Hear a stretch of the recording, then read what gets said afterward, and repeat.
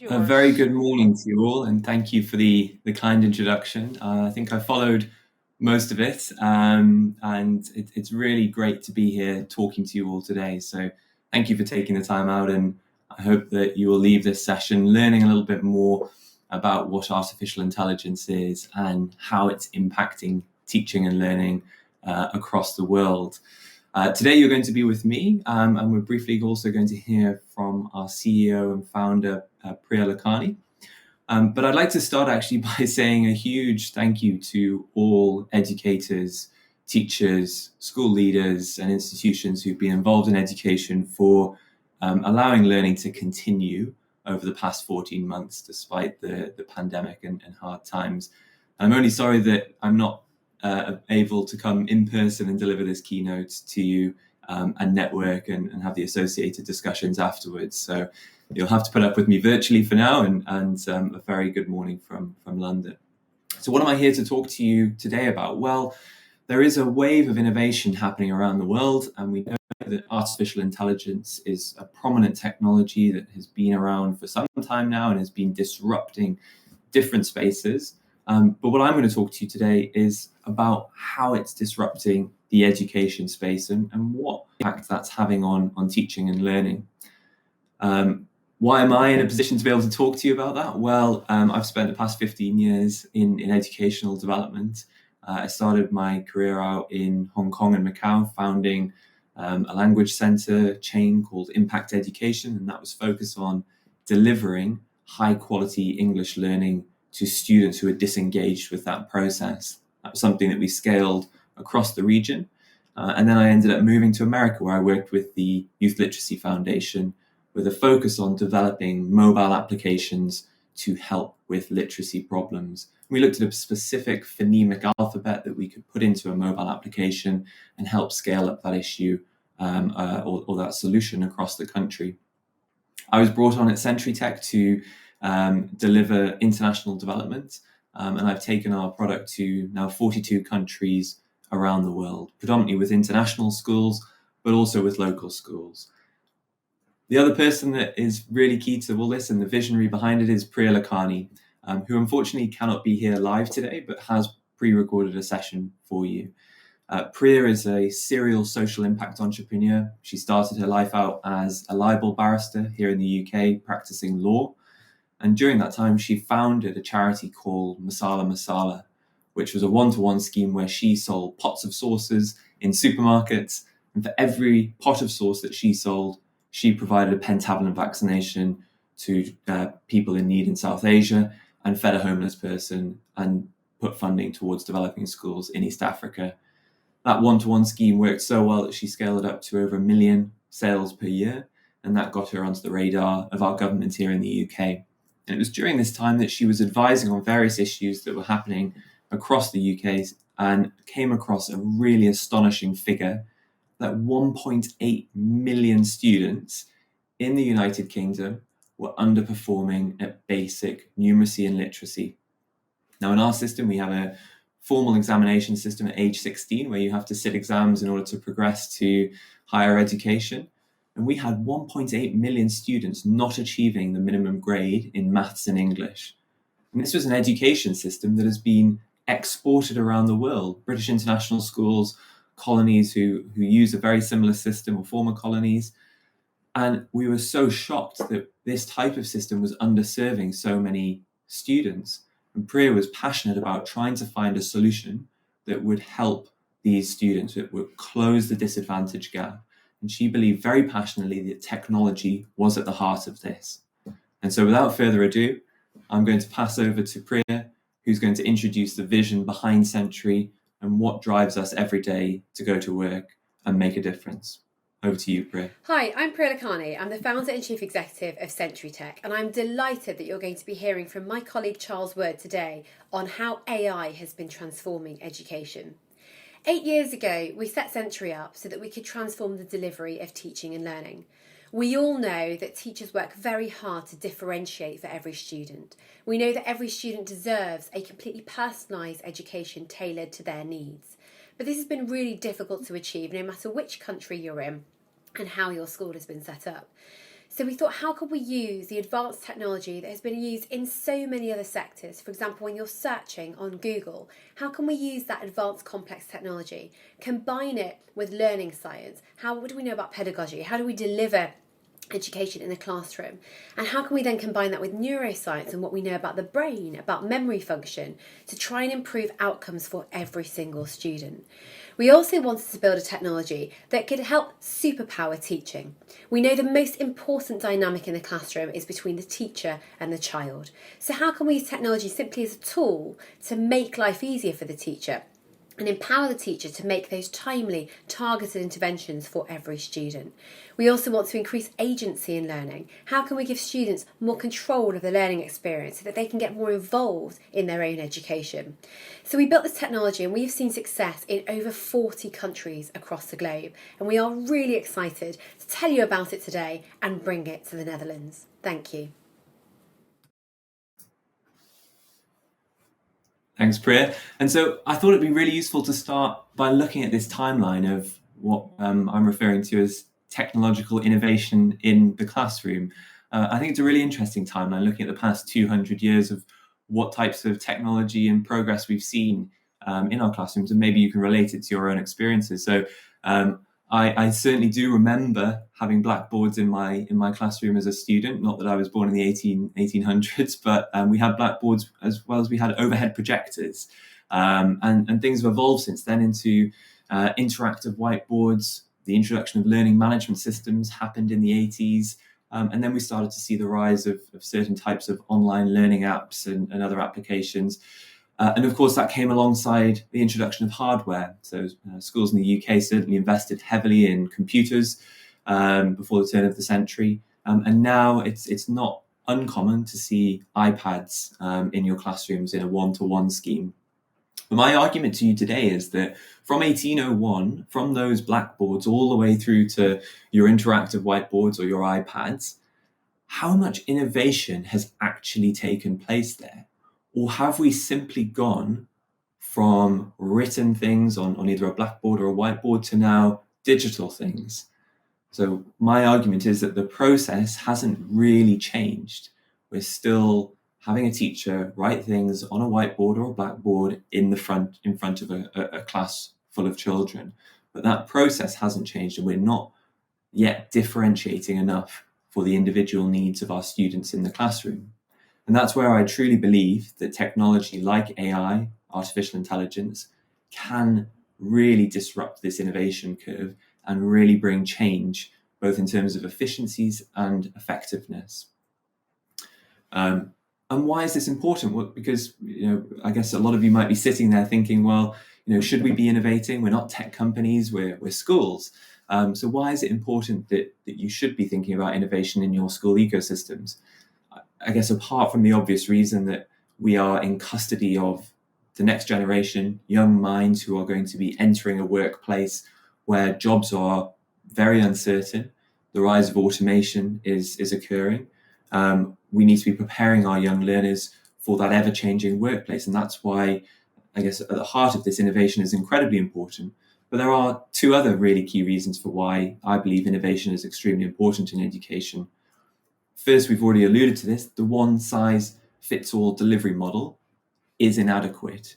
It does not work and it leaves children behind. And that's no fault of teachers. Teachers are extremely stretched at times.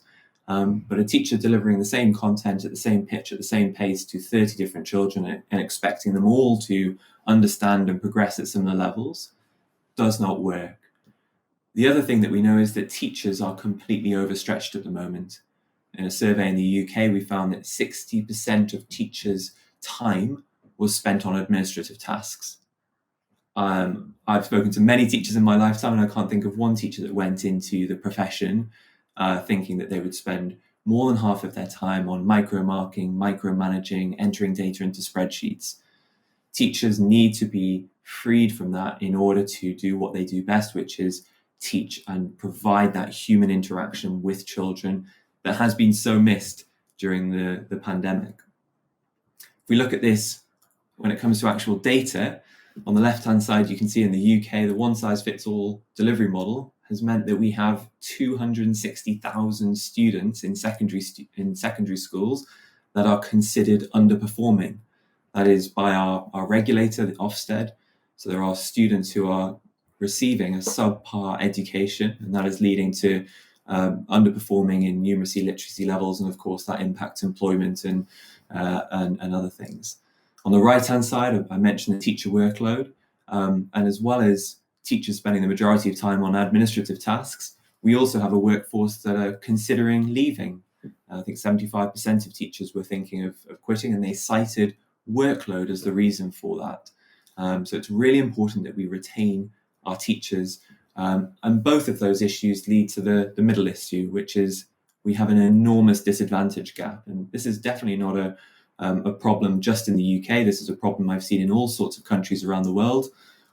Children from low-income families, children from low socioeconomic backgrounds are worse off in terms of their opportunities at school, and often it can be to do with accessibility, it can be to do with the inability to afford tuition services or services that allow a personalisation element to students' learning. But this is a huge gap, and it's only grown further as a result of the pandemic. And that's really my next point, that what we saw over the past 14 months across the world was something that looked a little like this. And this is a great website if you want to go on and relive the COVID-19 pandemic through a lens of school closures. You can click the play button and it will show you how different school jurisdictions and ministries closed over the course of the pandemic. And this was January 21 in 2020. And as you can see, the majority of the world had shut down. Schools were required to shut by law in different jurisdictions around the world, apart from, I think, Tajikistan and Burundi, which you can see in Africa and in Asia, respectively. I'm not sure why they weren't closed. Maybe they hadn't got the message, but this was a huge issue. And were schools set up for such a disruption to their usual services? Well, we had a fascinating experience as a company, and what we saw at the beginning of the pandemic, this was the schools that we worked with around the world. We were present in around 12 countries, as I mentioned before, mainly working with international schools. When the pandemic hit, this was June of last year, the amount of schools that we were working with and supporting around the world. And we, over the course of the 6 months, the sort of height of the pandemic last year, we received just under 5,000 inquiries from schools around the world requesting support. And we were in a very fortunate position. We have a very supportive board. We are a social impact company. And last year we made the decision that we would offer our services for free around the world because we were in a position to be able to do so. And so that's something that we're very proud of. We are a social impact company. But what I think the story tells us is that schools didn't have in place systems that were able to support continuous learning despite the remote or virtual environment that we found ourselves in. And I think a huge part of that was actually looking at what systems were in place. We had learning management systems, we had virtual learning environments, but were they delivering what was required of them during the pandemic? And this actually led me to think about, well, what is it that we look for in our school ecosystems? What is it that we really need? I mean, of course, things like improving learning outcomes and efficacy in learning is something that schools, it's written into your constitution. That is what you're trying to do. You're trying to improve learning for students and make that process more efficient for students.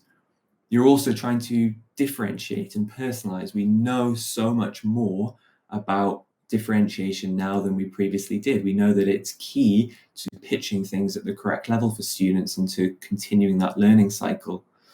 We also want to increase agency in learning or independence in learning, something I alluded to before. We're sending our young children into a fairly unknown workplace with the rise of automation and other technologies. One of the most powerful things we can equip our students with is the ability to continue learning and taking charge of their own learning journeys. We know that high quality learning resources are crucial. Not all learning resources take into account things like cognitive load theory, how much information you can take on board at any given time. So finding a provider that can deliver on that is incredibly important.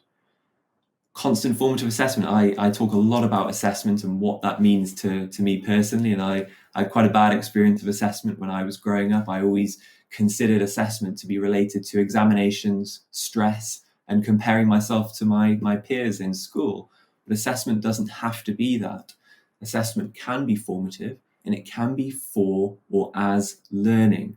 There is a huge misconception around what assessment and low stakes quizzing and testing is. I think in a majority of surveys that were done, students and teachers believed that studying was more beneficial than studying and low stakes quizzing, when in fact we know the complete opposite. And there is also a misconception about what formative assessment is and how it can be used as learning. So we want to encourage as much formative assessment as possible. But also we know that teacher time is valuable. So teachers can't be constantly writing their assessment questions and marking their assessment questions because it's just unattainable. We know that teachers need to focus on that face-to-face interaction with students. And that leads to the final thing that, especially after the pandemic, more so than ever, we need to be ensuring that we're investing in our teacher workforce through continued professional development for teachers, so that they stay in that career and they progress within that career based on their own goals. And that brings me to something that I alluded to before, the learning management system. And I bet if I was able to ask you all today whether you have a learning management system, the majority of you would say, yes, we do. We've got one in place and we use it for various functions. But I think that learning management systems have under-delivered in what they were supposed to do. They've become a bank of resources for you to store things, for you to track things, but it's a very one-size-fits-all approach. There is no personalization or differentiation, and there are very rarely data insights that can be used by your teachers in order to make sure that progress and impact is occurring. And so what we thought as a company is, how can we go beyond a learning management system? And that was really looking at two key areas. Firstly, I've already mentioned the idea of artificial intelligence. How can we use that advanced technology? But also, how can we use what we know about the brain, what we know about neuroscience, to merge these two things together and think about them when we come to developing our products? And that for me is crucial, because we know an awful lot more about the brain than we did 20, 30 years ago. And now we can apply that to our product development.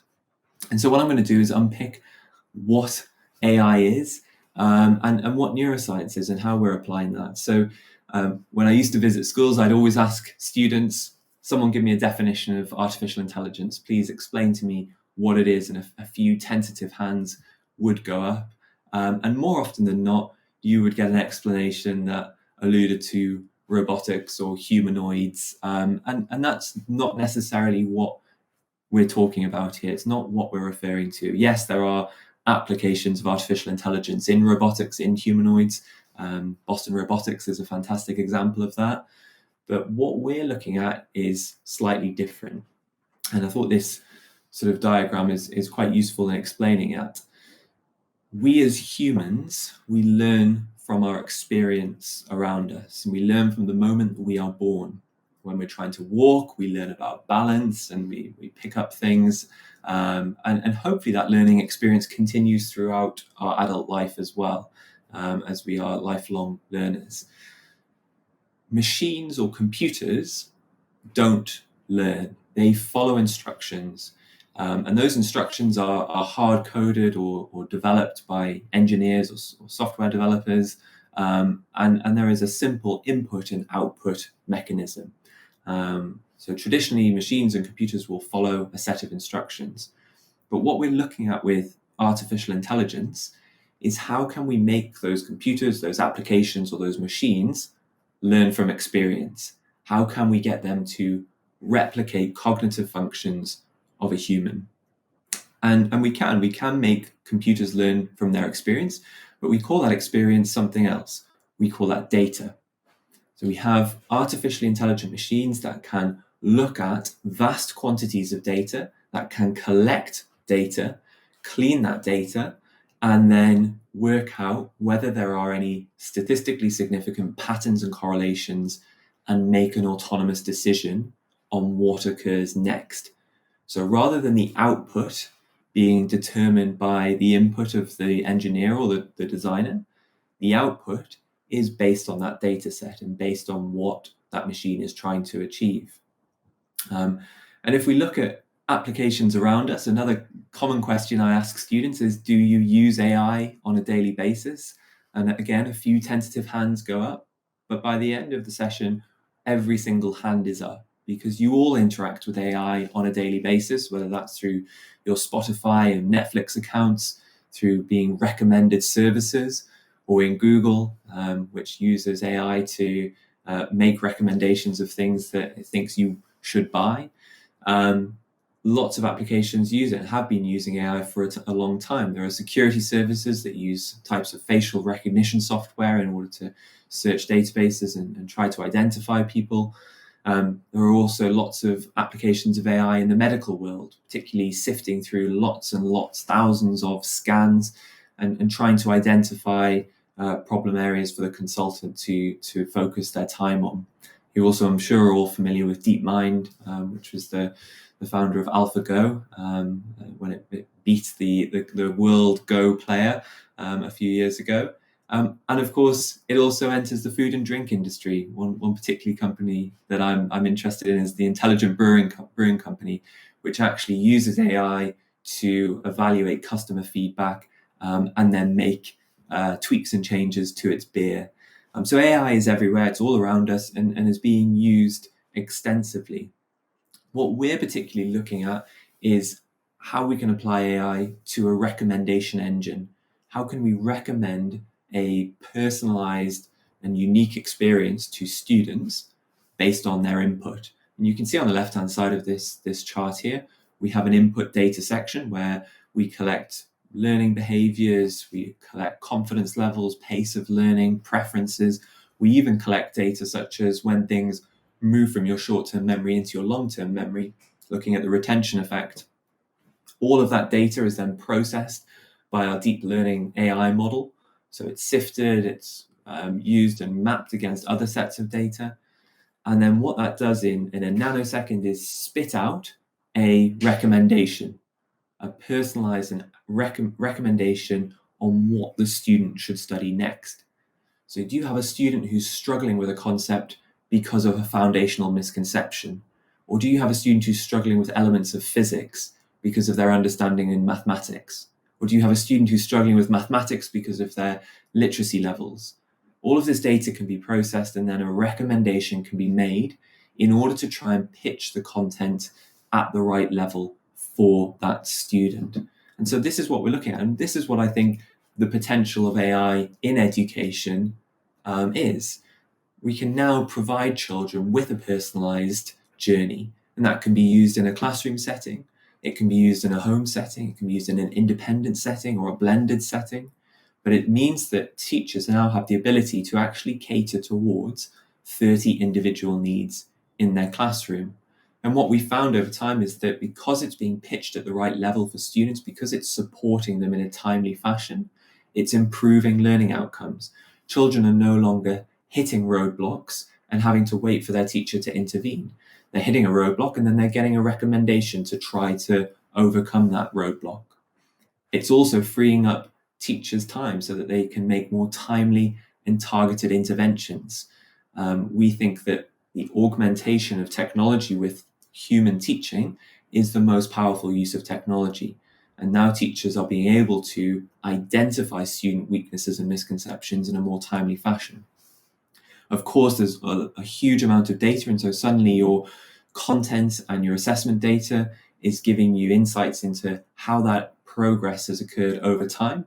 And we're also finding that it's automating the automation of certain tasks like marking and data entering is giving more time back to the teachers, either for planning and preparing or for the face-to-face interactions that I mentioned earlier. So what does that look like underneath the hood? Well, this is a summary of a study session. So it's looking at what type of data we're collecting, how long students spend on which type of learning materials, which learning materials they chose over another, whether they skipped through something, how they answered certain questions and how those questions were weighted in terms of difficulty. And then if there are any patterns in terms of types of content or types of behaviors that they're displaying. And if we look at this in just a 9-minute segment, you can see the sort of granular level of data that we can look at. Are they skipping between learning material and content?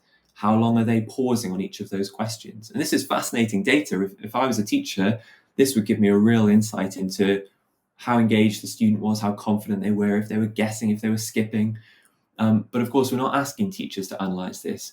A machine can analyze this in milliseconds and then make a recommendation and display it to the teacher as to why it's been made. And so this is where we're finding huge savings in time. I also mentioned this idea of neuroscience, and so I just briefly wanted to touch upon a couple of the areas which I think are really important. The interleaved and spaced repetition effect, something that I'm sure you're all very familiar with. Interleaved learning has been happening for centuries. You don't go to school and learn maths for 8 hours. You interleave subjects amongst each other. You have your maths lesson, your Dutch lesson, your French lesson, etc. And that's done for a very specific reason. Students have a limited capacity to take on board new information. Your synapses in your brain can only take on board so much new information before they become redundant, and you have to have that break. What we're looking at is how we can interleave and space learning in a very granular way to make cross-curricular links, but also to increase engagement and make sure that things are being pitched at the correct level for students. We're also looking at the testing effect, which I alluded to earlier with formative assessment. And I'm sure you're all very familiar with this famous study that was conducted with two groups. One group who completed some studying and then did further studying on the same material, and another group who studied the material, but instead of doing the studying again, they completed a test, a quiz on that material. And what the study found over time was that students who combined study with test were able to recall more information over a longer period of time. So after a week, they were able to recall more than double the information than the group who had just studied. And it's that active process of recalling information in that testing effect that is so powerful for our learning. Finally, in terms of what we're looking at and what we found, this is a radar diagram that's looking at learning behaviors that occur on our system. And you can see that we have 7 different points there. Each one represents different behaviors, such as time spent, questions answered. And then the top point shows understanding that has occurred. Now, this is looking at what we call PP, or pupil premium.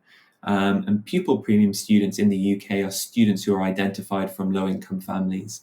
And what we wanted to do as a social impact company is look at, were these students achieving the same levels of proficiency as those who were from non-PP backgrounds? And as you can see, there were very similar levels of outcome in terms of scores and understanding.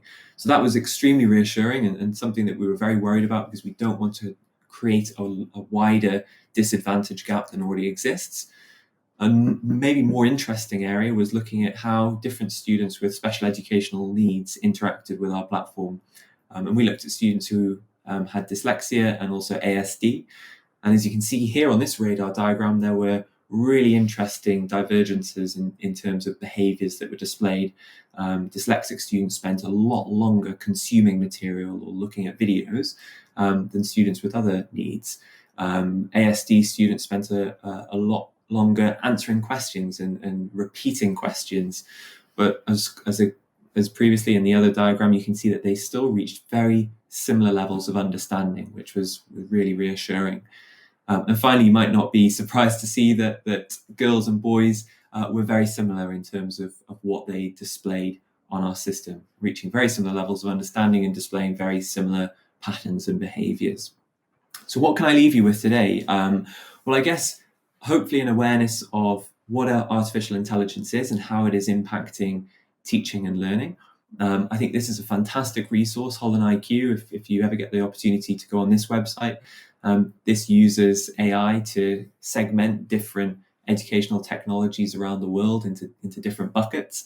And there is a lot of stuff out there, and it's often very hard for your teachers and leaders to navigate this type of landscape. So I'm maybe going to leave you just with a framework of how I would navigate an educational technology landscape.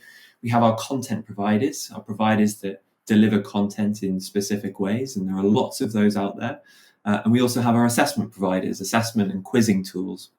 What I'd suggest is that the future of educational technology is actually merging these two elements together. So content followed by that formative assessment and indeed summative assessment. The next thing that you need to ask is that delivery linear or teacher driven? Because if it is, then it is a one size fits all approach, or it is time consuming for your teachers. And as I've mentioned before, the one size fits all approach is inadequate. It doesn't work. Then you need to ask, well, is it adaptive? And I think adaptive is quite a confusing word at times because it can mean many different things. And there is sometimes a confusion around what AI is. So when asking if something is adaptive, it's always useful to ask, is it rules-based or is it intelligent? If it is rules-based, then it is designed by a human based on input and output. And it can be a very complex formula, but ultimately it comes down to who has designed that machine rather than autonomous decision making, which is what you get from intelligent tools, making decisions based on those patterns and correlations that I referred to earlier. So use this framework. Please do quiz and ask educational technology companies about what they're doing, about why they're doing it, and what results they have observed from working with individual schools around the world. And please embrace artificial intelligence because it is going to enter the workplace. It is going to enter education in a formal way, and we need to be prepared to embrace that and also talk about it with our young learners as they grow. And I hope that AI allows us to not leave students behind, which is really the driving force for what we're trying to do here. So thank you very much for your time, and I really hope you enjoy this fascinating conference and are able to share ideas with each other. And please feel free to connect with me via LinkedIn or what other means you wish. But thank you very much and enjoy the rest of the conference.